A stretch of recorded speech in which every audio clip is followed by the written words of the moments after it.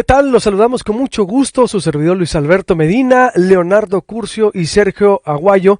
Le presentamos este espacio especial, una conversación con el doctor Sergio Aguayo, en donde hablaremos de lo que fue la visita del presidente de Estados Unidos y el presidente también de Canadá como anfitrión Andrés Manuel López Obrador, así como también la recaptura de Ovidio Guzmán. ¿Qué significan estos dos eventos? Doctor Leonardo Curcio, lo saludo con mucho gusto. ¿Cómo está? Alberto, un placer, por supuesto, estar contigo y con Sergio Aguayo. Mi querido Sergio, encantado de conversar contigo.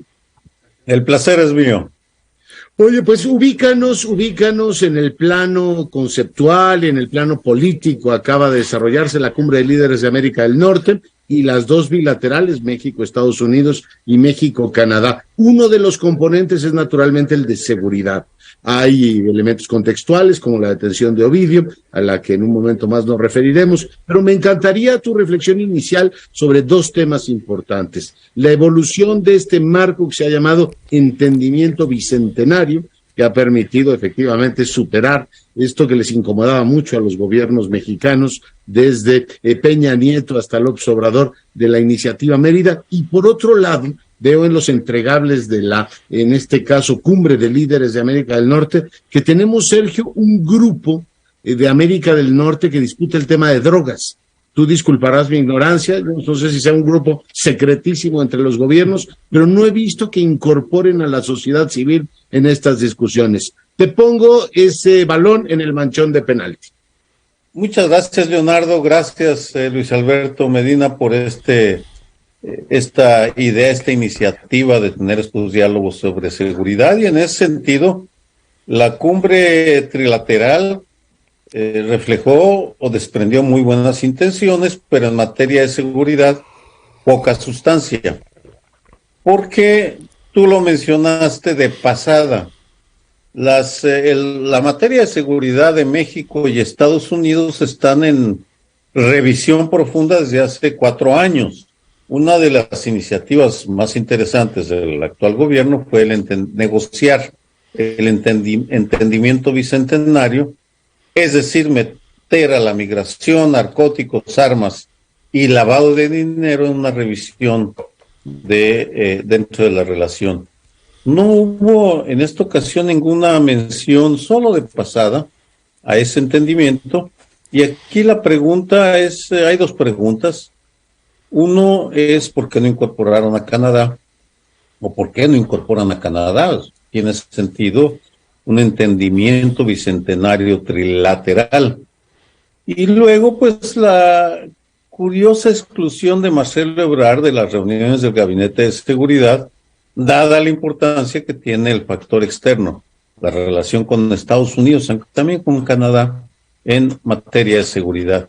Así que, pues, nos dieron apuntes, pero nos falta el marco integral para entender cómo metemos la seguridad en América del Norte. Y solo se habló de sociedad civil, academia, reflexión. Yo recuerdo de conversaciones previas contigo, mi querido Sergio, que el fenómeno de seguridad no se puede abordar positivamente si no incorporas a la sociedad civil. Y en el ámbito de las drogas, pues tengo la impresión de que estamos estancados, llevamos un siglo estancados en el tema prohibicionista y no veo que se avance. Veo que consignan en el comunicado de la Cumbre de Líderes de América del Norte que hay este grupo de drogas de América del Norte y me pregunto qué hace o tiene solamente estructura gubernamental.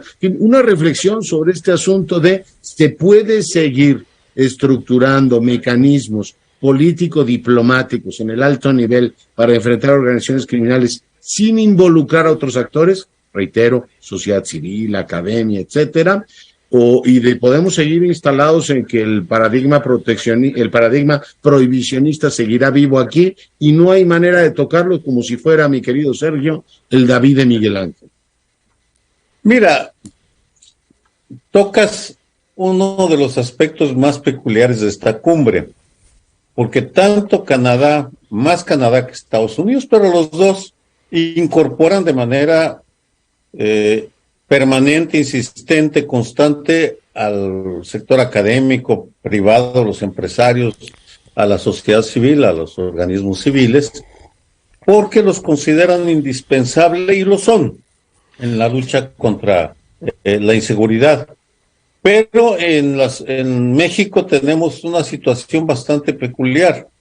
El presidente los excluye sistemáticamente de cualquier discusión, no los convoca, no los toma en cuenta, los repudia, lo cual es un absurdo porque los secretarios de Estado sí toman en cuenta la sociedad civil.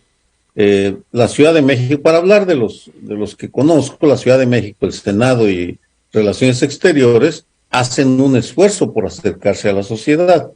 Hay otros actores del gabinete que no lo hacen, pero sí hay un hueco enorme ahí de la práctica de la seguridad entre los tres países, y yo supongo que esto tiene que ver con la peculiar animadversión del presidente hacia esos actores que estamos mencionando. Y sin embargo, Luis Alberto, hoy buena parte de lo que sabemos sobre el fenómeno criminal se lo debemos a trabajos académicos y a trabajos periodísticos. El vínculo político criminal en este país no lo ha demostrado el Estado, ha sido trabajos de periodismo de investigación. Por tanto, me pregunto, ustedes, Sergio, a partir de tu seminario, CACEDE ha documentado con Atlas, el colectivo que estudia la seguridad con democracia, Atlas muy, muy rigurosos del fenómeno delictivo. Es decir, es imposible tratar de describir el fenómeno criminal en México sin el concurso. Nos han ayudado a entender, subrayo, académicos, periodistas, y en algunos puntos del país, donde han tenido estrategias exitosas, la incorporación, Sergio, de la sociedad civil para la solución de los problemas. Pienso en Monterrey, pero pienso en muchas otras regiones del país. Sergio. Sí, bueno, tú señalas otro campo que no fue tema de la discusión trilateral, pero que es esencial. ¿Quién produce el conocimiento sobre el fenómeno de la inseguridad en América del Norte? ¿Quién propone soluciones? Una vez más, estamos en una situación asimétrica porque en México, durante unos años, cuando se desencadena la guerra en el 2006, las guerras del narco, la academia, la sociedad civil, empresarios, menos los empresarios, pero estaban bastante alejados del tema de la inseguridad.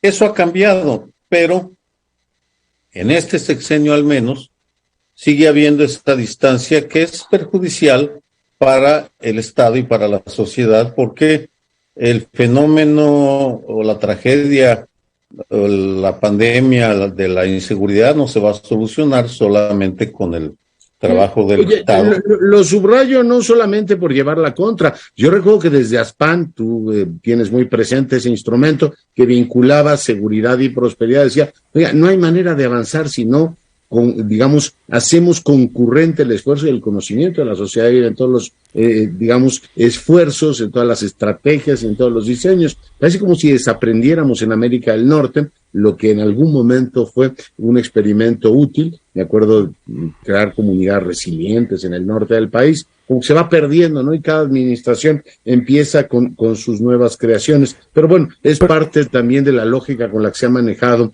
el tema de seguridad en América del Norte. El asunto del prohibicionismo.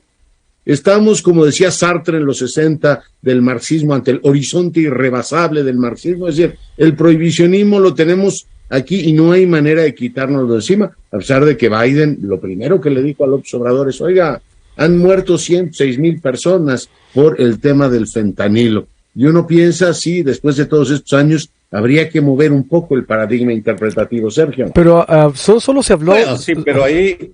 Solo se habló del fentanilo, nomás para agregar, doctor, es decir, exactamente, es decir, solo se habló de la tragedia o el impacto del fentanilo, y creo que el tema ha sido o es mucho más amplio, ¿no? Tenemos décadas así de prohibicionismo, como dice el doctor Leonardo, pero tenemos un problema acentuado en consumo de marihuana, de cocaína, aunque allá en Estados Unidos la mayoría de los estados o muchos estados tienen legalizado el consumo de marihuana. Es decir, yo creo que volvemos como iniciamos, no fue lo suficientemente amplio el tema de seguridad, fue más bien una reunión con mucha diplomacia, con mucha, vamos a decirlo, sonrisas, fotografía, sí, una reunión que muestra la fuerza, la convocatoria del presidente, pero no un acuerdo tangible en seguridad, doctor, vinculado con lo que dice el doctor Leonardo Curcio.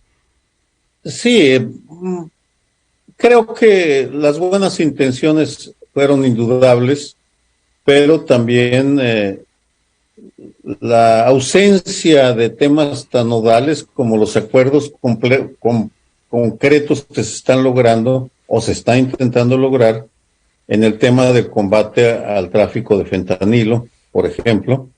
En ese sentido, los reportajes del Tim Golden en el New York Times y Maribeth Sheridan en el Washington Post son muy importantes en el estado de la cuestión. Pero bueno, este es un sexenio muy peculiar en muchos sentidos. Uno de ellos es el de la seguridad.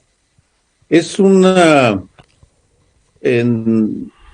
vamos, comparando, Felipe Calderón, que no quería tampoco a la sociedad civil, finalmente terminó reuniéndose públicamente con académicos 4 años después de iniciar el sexenio, en el 2001, que convocó el 2011. secretario de Gobernación en aquel momento. Pero el actual presidente López Obrador no se le ve ninguna intención de hacer una convocatoria pública para discutir el tema de la inseguridad. En consecuencia, es imposible que haya un planteamiento sobre la necesidad de revisar el prohibicionismo. En Estados Unidos no creo que vayan a avanzar en ese terreno por el poder de los conservadores, que no quieren ni oír hablar del tema por una razón ideológica. Se consideran excepcionales, y si alguien es excepcional, ¿cómo va a consumir drogas que son señal de debilidad? Aunque la realidad les demuestre otra cosa. Oye, pues el tema es absolutamente apasionante, pero hay otro, Luis Alberto, sí, también en la agenda. Te propongo que cambiemos de tercio. Hay otro tema picante también en la agenda. Es lo que les iba a decir, porque a ver, si nos vamos o estamos esperanzados en que el presidente y su gobierno hagan una convocatoria, no lo va a hacer. El estilo personal de gobernar del presidente, parafraseando a José Villegas, es ese. Es decir, ya nos demostró cuál es el perfil para gobernar. Lleva el 4º año de gobierno y yo no creo que vaya a consultar a la sociedad civil, ni a los especialistas, ni vaya a reconocerlos, mucho menos a los estudiosos, a los que hacen el trabajo, porque lo sustancial también aquí, compañeros, es exacto, que la llegada del presidente Joe Biden y la llegada, del presidente de Canadá, sobre todo el de Estados Unidos, de nuestro vecino cómodo, es, parafraseando al incómodo, es el vecino cómodo, es la recaptura de Ovidio Guzmán. Se da a unas horas de la llegada del presidente Joe Biden. Doctor Sergio Aguayo, doctor Leonardo Curcio, yo les pregunto, pero en énfasis con el doctor Sergio Aguayo, ¿qué significa? ¿Ha servido de algo? ¿Va a servir de algo? Porque en los últimos 20 años hemos visto que en este país, pues por captura de capos, no le erramos, A partir de la llegada del PAN o de la caída del PRI en el 2000, los acuerdos entre los gobiernos, como sabemos, se vamos a decirlo, no es la palabra correcta, renovaron, pero sí se dispersó lo que se tenía. Y vemos que México, con la captura de narcos, pues no hemos avanzado, doctores. Es decir, estamos como atrapados patinando en la captura de narcos. ¿Qué significa y qué seguiría, doctor Sergio Aguayo?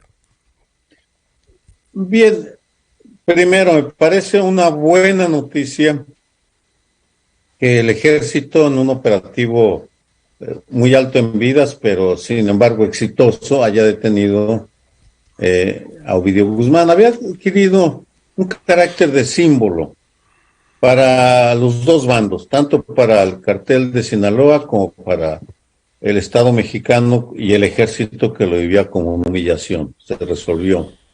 Ahora, a la pregunta de fondo, ¿de qué va a servir?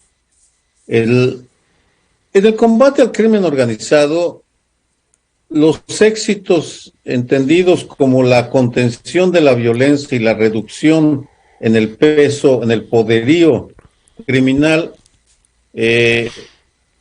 se logran cuando hay una estrategia integral que incorpora a la sociedad y a la comunidad internacional. Eso está probado. Hay dos antecedentes que menciono y que encapsulan muy bien lo que está pasando con la captura de Ovidio Guzmán. En el 86, en febrero, empezó el maxiproceso italiano. Juzgaron a 470 y tantos mafiosos en Sicilia, pero ahí no solo participaba el Ejecutivo, sino el Ejecutivo reaccionaba a un poderoso movimiento social antimafia, así se llama, se sigue llamando, y al Poder Judicial. Y ese mismo año, 86, pero en septiembre, empezó en Nueva York lo que se conoce como el juicio de la comisión, que juzgaron a los capos de las 5 familias y terminaron enviando a la cárcel a 100 jefes de las 5 familias neoyorquinas. En esa ocasión participaba el gobierno federal, el estatal y el local, el de la ciudad de Nueva York, que actuaban acicateados por medios de comunicación, académicos, en fin. Hubo una conjunción de diferentes actores. Giuliani, y se ¿no? descabezó y se fragmentó el poder de las 5 familias neoyorquinas, las más importantes. En México, en el mismo periodo, en los mismos años, 85-86, después del asesinato de Camarena, se detienen a Rafael Caro Quintero, Don Neto, a Miguel Ángel Félix Gallardo, a Rubén Zuno Arce en Estados Unidos, pero en México solo participaba el gobierno federal, solo participó. La prensa lo denunció, pero no le dio un seguimiento adecuado. Por tanto, no es de sorprender que en Guadalajara actualmente opere uno de los 2 carteles más poderosos de México, el Jalisco Nueva Generación. Es decir, la detención de Ovidio Guzmán, con todo lo positivo que sea, no tendrá resultados si no hay una estrategia integral que incorpore a la sociedad y a otros actores. Sergio, en el plano, digamos, más simbólico, esta detención de Ovidio Guzmán, que va, digamos, a contrapelo de lo que ocurrió hace 3 años, en lo de la decisión del presidente, es yo no voy a, en este caso, poner en riesgo vidas humanas por detener a un individuo, invocó incluso el humanismo, dijo que no era como antes. Ahora decidió pagar un peaje fuerte en sangre, 30 personas murieron y sigue generándose investigación periodística sobre las condiciones en que fue detenido. Pero bueno, aquí la pregunta sería triple. ¿Es un sacrificio en el altar de San Biden? Es decir, viene Biden y te entrego la cabeza a este individuo. ¿Es un cambio en la forma de operar del gobierno de López Obrador? Es decir, a ver, hasta aquí llegamos y no puede ser que un señor que desafió y humilló al ejército siga suelto por ahí en Culiacán. Es una pieza clave del juicio de García Luna que arranca ahora en Nueva York. Tenemos, ayer lo confirmaba Marcelo Ebrard, la intención de extraditar a Ovidio a los Estados Unidos. ¿Tú cómo lo leerías en la coyuntura así específica esta detención? Hoy está preso en el penal en este caso, el Altiplano, aquí en el centro del país. Sergio. Vamos, todos los factores que mencionas, Leonardo, influyeron indudablemente y pesaron. Hay una larguísima tradición en la cual antes de cada encuentro bilateral hay una ofrenda, un regalo al Ejecutivo de Estados Unidos en temas de seguridad, sobre todo.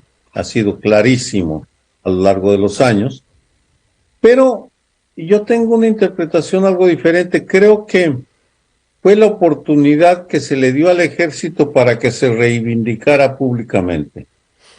Porque ya me llama la atención la seguridad con la cual salió el general secretario de la Defensa a asegurar que la captura la habían hecho solo ellos con 6 meses de investigaciones, cuando sabemos que la inteligencia del gobierno federal en la zona del Pacífico la hace la Marina a través del Centro Regional de Fusión de Inteligencia, la región pacífica. El país está dividido en materia de inteligencia en estos temas en 5 regiones. 3 las tiene el ejército y 2 la marina. La marina tiene el Golfo y tiene el Pacífico, obviamente, participó. Y luego la información de los Sedenalix demuestra la participación permanente en estos temas al menos del Centro de Inteligencia del Paso, el EPIC, que es fundamental. El EPIC controla, y otro centro en California, controlan las telecomunicaciones en esa parte de México, que está muy controlada. Por tanto, pero que se haya permitido al ejército colgarse las medallas, creo que refleja que para el ejército era importantísimo sacarse la espina de un operativo fallido en 2019. Después, doctor, porque, a ver, si esto lo pudiéramos estar viendo como un gesto ya tradicional, como usted lo señala, mucha gente se empezó a preguntar, decían aquí, por ejemplo, en Sonora, en el norte, bueno, pues que venga el presidente de los Estados Unidos más seguido y que venga a Caborca para que empiecen a detener la violencia, por ejemplo, que hay ahí o en otro municipio. La gente empezó a comentar eso en redes sociales, me llamó mucho la atención. ¿Tienen que tiemblen o están temblando otros líderes del narco? ¿Cree usted que ya haya, retomando lo que decía Leonardo exactamente, un cambio de política de persecución ahora, no solo para reivindicar al ejército, sino para reivindicar también al gobierno federal, que ya rebasamos las muertes, por ejemplo, en los últimos 2 sexenios? No lo creo. No creo que el presidente López Obrador vaya a lanzar en estos 2 últimos años una ofensiva. Es decir, no fue un cambio de estrategia, fue una concesión en la interpretación que estoy dando al ejército, al general secretario, para decir, nos lo arrebataron de las manos con violencia, se los arrebatamos con violencia.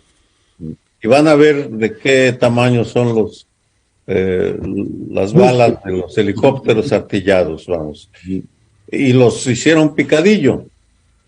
Y tal vez la confirmación de es una interpretación, por supuesto, fue que en la peculiar ceremonia de despedida del día de ayer, del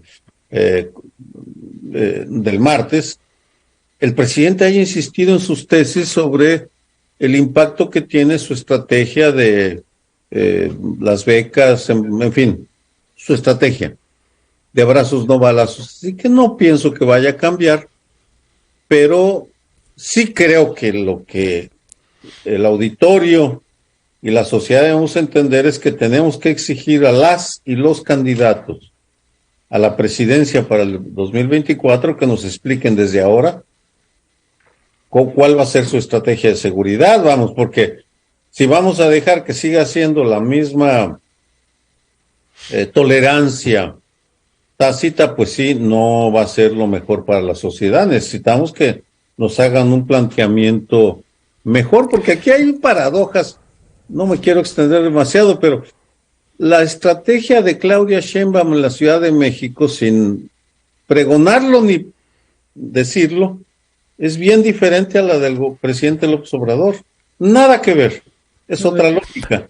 Eso no lo dice porque no puede, no quiere, no desea contradecir. No, pues por supuesto que no. Al gran elector. Yo te preguntaría, doctor. Lo de Claudia Sheinbaum, cuando presentaba los datos, las detenciones sobre el atentado a Ciro Gómez Leiva, reiteró, estamos ante la mejor policía del país, dijo la capital, que bueno, será discutible, pero ha tenido esos resultados. Luis Alberto, nos come el tiempo, ¿algún punto final? Yo por último, sí, antes de esperar a que los candidatos se manifiesten, porque van a hacer propuestas políticas, doctor, cierra. ¿Qué debería de pasar de aquí a final de sexenio? Porque, reitero, las muertes siguen. Es decir, hemos roto todos los récords de violencias en el país. ¿Qué debiera de pasar tú? ¿Tú ves, qué ves, doctor, que tendría que pasar para que se mitigue la violencia de aquí a final de sexenio? Porque yo tampoco veo un cambio de política pública en esa materia. Mira, nos estamos dirigiendo a una audiencia nacional y una audiencia de Sonora. Sonora es exigirle a Alfonso Durazo, que conoce muy bien el problema, pues que emule al gobierno de la Ciudad de México. Perdón que lo planteé de esa manera, pero sí creo que la estrategia de seguridad de Sheinbaum es buena. En términos generales, no estoy de acuerdo con todo, pero es buena. Y me voy a lo local porque en lo nacional, Luis Alberto, no creo que podamos esperar nada bueno ni nuevo. Vamos a seguir teniendo más de lo mismo. Yeah. Una reiteración, creo yo, de que lo que se está haciendo es lo correcto y los demás pues que se aguanten porque hay que tener paciencia. Y que esperen las becas. Eso le crea una contradicción a Marcelo Ebrard, que sigue una estrategia diferente, por eso no le invitan a las reuniones del Gabinete de Seguridad. Claudia Sheinbaum, que se queda callada.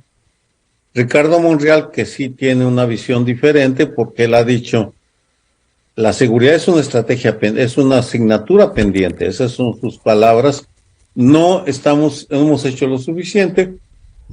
Y el secretario de Gobernación, pues que no dice nada, pero así que no sé qué piensa. Yo creo que el tema es apasionante y deberíamos, si no en la siguiente, en próximas entregas, revisar muy bien qué está ocurriendo en la capital y qué está ocurriendo en Sonora, porque Luis Alberto, a la distancia uno dice, oye, hay como un fenómeno de Hermosillo muy tranquilo y, por ejemplo, Caborca incendiándose, es decir, ¿qué está ocurriendo? Que la capital puede tener un relativo control y en el resto del estado tienes pues expresiones particularmente duras. Bueno, sería interesante que profundizáramos con Sergio Aguayo sobre estas diferencias. ¿Qué aprendemos en materia de regularidades, de discrepancias entre lo que se está haciendo por parte de Durazo y lo que se está haciendo por parte de Sheinbaum?